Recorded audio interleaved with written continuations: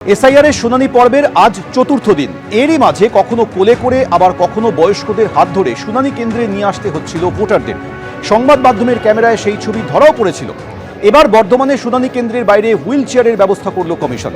পাশাপাশি শুনানিতে ডাক পাওয়া অসুস্থ ভোটার কিংবা শারীরিক সমস্যা আছে এমন ভোটার শুনানি কেন্দ্রে এলে তাদের কাছে এসে নথিপত্র যাচাই এবং শুনানি প্রক্রিয়া সম্পন্ন করার নির্দেশ দিয়েছে কমিশন। বারে বারে সংবাদ মাধ্যমের ক্যামেরাতে ধরা পড়ছিল অসুস্থ বা বৃদ্ধ ভোটারদের কখনো সহযোগীর হাত ধরে যেতে হচ্ছে অথবা কোলে করে যেতে হচ্ছে।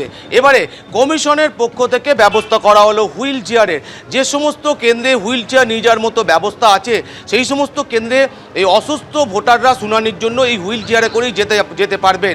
আমি আসতে পারছিলাম, আমাকে বলে আসতে হবে, না এলে তোমাদের ভোট থেকে নাম বাদ চলে যাবে, ভোট থেকে নাম বাতিল হয়ে যাবে। তো এরকম করলে হয়?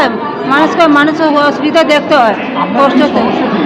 আমার পা ভাঙা, আমি বসতে পারছি না, খুব কষ্ট হচ্ছে। এখন আমি বসতে পারছি না, মনে হচ্ছে আমি নিচে শুয়ে থাকলে ভালো হতো, একটু আরাম হতো। মাসি হয়, তার খুবই অবস্থা খারাপ, হাড় ভেঙে গেছে, উনি আসতে পারছিলেন না। ইও সাহেবরা যাচ্ছেন, তাদের নির্দেশ দেওয়া উচিত বিএলওদের যে গিয়ে বাড়ি গিয়ে কি যদি নোটিশের হ্যাঁ ওর অসুবিধা আছে, বিএলওরা ওখানে কাজটা মেটাতে পারতেন। কিন্তু তার সত্ত্বেও বিএলওদের নির্দেশ না দিয়ে কিন্তু আমাদের এত কষ্ট করে আসতে হচ্ছে, সে কান্নাকাটি করতে, খুবই অসুস্থ। অসুবিধা তো হচ্ছেই, এই বয়স্ক লোক আমি, তারপরে আমার 76 বছর বয়স হয়ে গেল, আমি হার্টের পেশেন্ট। বাড়িতে বসে বিএলও নিজে করে নিতে পারতো, বিএলও আপনি ওনাদের হাতে ছেড়ে দিল, ব্যাস ওনারা বলে যে আমি আর কিছু করতে পারবো না। পাশাপাশি কমিশনের পক্ষ থেকে এও নির্দেশ দেওয়া হয়েছে যেখানে হুইল চেয়ারের ব্যবস্থা নেই সেখানে সরাসরি আধিকারিকদের নির্দেশ দেওয়া হয়েছে তাদের ভোটারদের কাছে গিয়ে তাদের শুনানি শোনার জন্য বা তথ্য সংগ্রহ করার জন্য। ক্যামেরায় দেবব্রতর সাথে কমল কৃষ্ণ দে, এবিপি আনন্দ, পূর্ব বর্ধমান। একদিকে যেরকম জেলা শাসকদের সঙ্গে শুনানি নিয়ে বৈঠক করেন জ্ঞানেশ ভারতী, সেরকমই রাজ্যের বহুতলগুলিতে ভোট কেন্দ্র গড়ে তোলার বিষয়েও সিইওর সঙ্গে বৈঠক করেন জ্ঞানেশ ভারতী। সিইও কার্যালয়ে রাজ্যের 8 জন ডিইওকে নিয়ে এই বৈঠক হয়। বহুতল বুথ করা নিয়ে বৈঠক করলেন ডেপুটি নির্বাচন কমিশনার। মতুয়াদের নিয়ে বিজেপি এবং তৃণমূলের মধ্যে রাজনৈতিক চাপানোতর চলছে। তারই মাঝে এবার মতুয়াদের অভয় বার্তা দিলেন কেন্দ্রীয় স্বরাষ্ট্রমন্ত্রী। মতুয়াদের আতঙ্কিত হওয়ার কোনো কারণ নেই, মতুয়ারা ভারতের শরণার্থী, তাদের কোনো ক্ষতি হবে না। মমতা বন্দ্যোপাধ্যায়ও মতুয়াদের কোনো ক্ষতি করতে পারবেন না বললেন অমিত শাহ।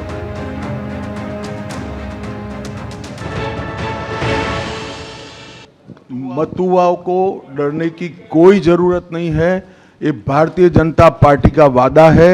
जो शरणार्थी बंगाल में आए हैं वो भारत के नागरिक है, इनका कोई नुकसान नहीं कर सकता, ममता बनर्जी भी नहीं कर सकती। অমিত শাহ কি এই কথাটা একবারও বলেছেন মতুয়ারা 2026-এ ভোট দিতে পারবেন? অমিত শাহ কি এই কথাটা একবারও মুখ ফুটে বলেছেন যে এই যে এসআইআর হচ্ছে তাতে মতুয়াদের নামও উঠবে? আশা উনি আবার বাংলার মাটিতেও দিতে যাচ্ছেন। অলরেডি মতুয়ারা দেখে নিয়েছে তাদের নাম এসআইআর তালিকায় উঠবে বলার পরও ড্রাফট লিস্টে কত হাজার হাজার মতুয়ার নাম, লক্ষ লক্ষ মতুয়ার নাম বাদ গেছে। যে মতুয়াদের কোনো ক্ষতি হবে না শান্তনু ঠাকুর বলছিলেন, আজকে শান্তনু ঠাকুররা বলতে বাধ্য হচ্ছেন যে 50 লাখের জন্য 2 লক্ষ মতুয়াকে কম্প্রোমাইজ করতে হবে।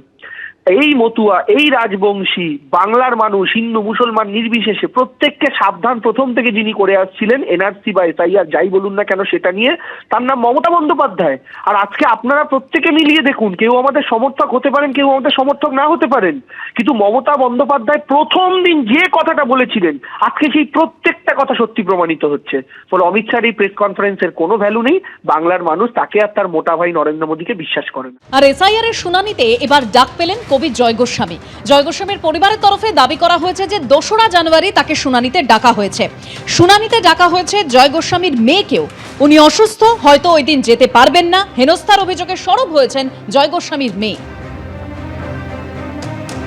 আমি মা এবং জয়, এবং সেই সময় জয়ে 2002-এর কোনো ডকুমেন্টেশন নেই বলে, এবং আমারও ছিল না, আমার তখন 18 বছর বয়স হয়নি বলে মায়ের কাছে গতকাল ফোন আসে যে আমাকে আর জয়কে যেতে হবে হিয়ারিং এর জন্য। তো জয়ের তো এখন অপারেশন হয়েছে কয়েকদিন আগেই, এবং জয়ের কমপ্লিটলি বাড়ি থেকে বেরোনো বারণ, ফোনও ধরছে না, খুব বেশি কথা বলাও বারণ। তো জয় এত বছর এই মানে এখানে মানে জয় তারপরে 2002-এর পরে ভোট দিয়েছে, লাস্ট ভোটও দিয়েছে, তারপরেও জয়কে ডাকা হচ্ছে। এখানে থেকেছে, তাকে গিয়ে প্রমাণ দেখাতে হচ্ছে যে সে এখানকার নাগরিক কিনা বা এখানে সে ছিল কিনা, তাকে প্রমাণপত্র দেখাতে হচ্ছে।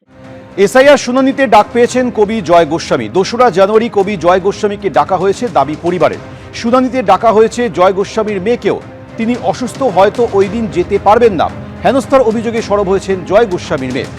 রবীন্দ্রনাথ ঠাকুর বেঁচে থাকলে তাকেও লাইনে দাঁড় করাতো বিজেপি, কটাক্ষ করে বলেছেন শিক্ষামন্ত্রী ব্রাত্য বসু। আগামী 2রা জানুয়ারি শুনানিতে ডাকা হয়েছে কবি জয় গোস্বামীকে, কিন্তু তিনি অসুস্থ থাকায় হয়তো সেদিন যেতে পারবে না। হেনস্থার অভিযোগে সরব হয়েছেন তার মেয়ে।